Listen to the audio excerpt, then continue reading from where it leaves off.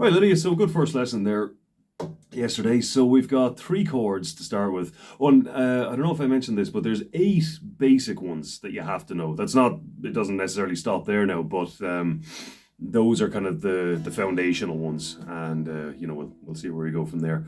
So, first of all, when it comes to tuning, you just need to remember what the name of the string is. And the name comes from the note that you normally get when you hit them open. So it's Eddie 8 Dynamite, Goodbye Eddie. EADGBE. Okay? So, and tune it up fairly often. Tuning is a bit of a pain until you get good at it, and then it's no big deal. You'll have it done in a minute. So, first of all, we'll look at E minor. So, the kind of the P's and Q's are, right? First of all, get your fingers as close to the fret as you can. Okay, now not on the fret, but you should kind of start to feel the fret under your finger, right? Without being directly on it, if you know what I mean. So about up there, right? And another thing is you want to have your finger arched outwards like that, not straight or slanted that way or something like that. Basically, you want this last part of your finger here ideally to be roughly perpendicular to the fretboard, okay? So that way you can get down on the string you want to hit, but not touch the adjacent ones, okay? So E minor is middle finger, second fret on the fourth string. Remember, this is the first string and this is the sixth string, okay? And then first finger, second fret as well on the A string, fifth string, okay? So with this one, obviously you can't get it up there, but just get it as close as you can. And make sure that you're not too close in here either. Just only give yourself as much space as you need. You don't want to be out here, obviously, but because you want to be able to squeeze as well. And as for the thumb can kind of just hang out here, kind of just a little bit above the fretboard. You don't need to be too picky about it, as long as it's in a position that allows you to get a good squeeze, good grip. So there's E minor, and play them one string at a time every now and then just to check. So you might find something like this.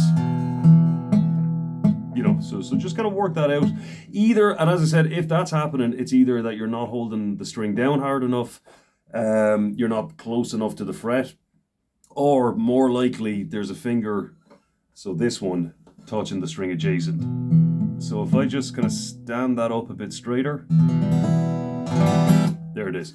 Now, as well as that, getting a lot of the time with more kind of, I suppose, chords that involve a bit of a reach, like C. Now, I know we haven't done C yet, but it helps to bring the elbow in a little bit. So just keep in mind that the approach of your arm to the neck matters quite a bit.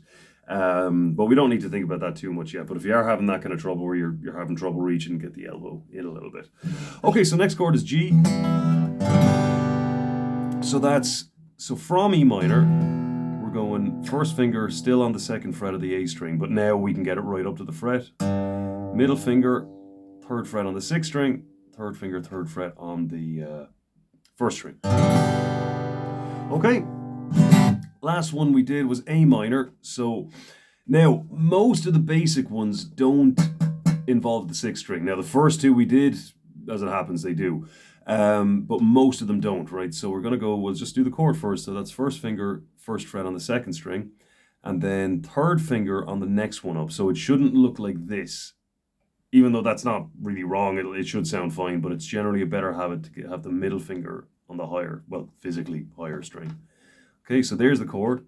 And as a bonus as well, now don't worry too much about this if you can't get it quite yet. Just focus on getting all of this nice and clean, but ideally your thumb should be up here touching the sixth string. Now, not putting any pressure on it. We don't want to wrap it around and actually get a note. We just want to dull it. Now, so the main thing is just to go from one chord to the next over and over and over and over again. You can kind of take them in twos. So E minor and G.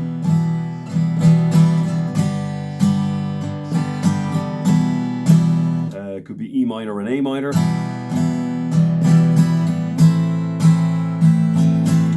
And at first, you don't need to worry about rhythm as much, because it's just a case of getting the muscle memory down. So just back and forward, over and over and over again. A minor and G. Now, when it comes to strumming, generally, if you're going to do it without a pleck, the best way to go about it, I find, there's all sorts of different ways you can go about it, but the best place to start is down with the fingers, up with the thumb. Okay, it's not ideal to come up with the fingers. You can kind of get caught easily, and you're hitting nothing but skin there anyway, and it's going to be kind of a soft sound. You need some kind of a hard surface to get that nice shimmery kind of sound out of it. So down with the fingers, and you want to just make sure that the first move sets you up for the next. And the main thing about strumming, as I was saying, was your hands should be moving down, up, down, up, down, up, down, up constantly without any variation, right? No stopping, speeding up, slowing down, just same thing the whole time, right? So, for example, if we go 1, 2, 3, and 4, it wouldn't be 1, 2, 3, and 4, 1, 2, 3, and 4, and so on, right? You keep the movement regular, and you just skip the ones that you don't want to hear. You don't stop for them, right? So 1, 2, 3, and 4. 1, 2, 3, and 4. 1, 2, 3, and 4. 1, 2, 3, and 4.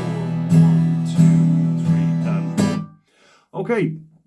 Then lastly, the kind of little I suppose melody techniques. Now these are not terribly important right now, but there's just something to have a bit of fun with for now. So the first one is a pull off. Okay, so all it is, now you can do it from a fret to open. All it is you're hitting the string and then dragging your finger off it to get the next note. Now you can do that to an open, or you can do it to another fretted note, or to another fretted note and then to the open. So you'd be surprised how little you actually need your right hand to get notes out of the instrument.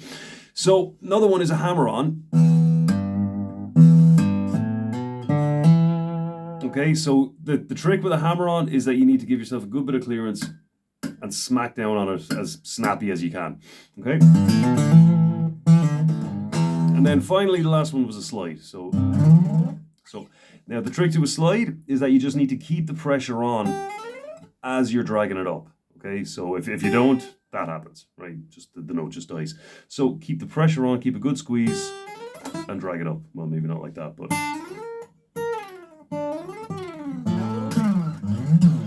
And just something to give it a bit of a different look, that's all.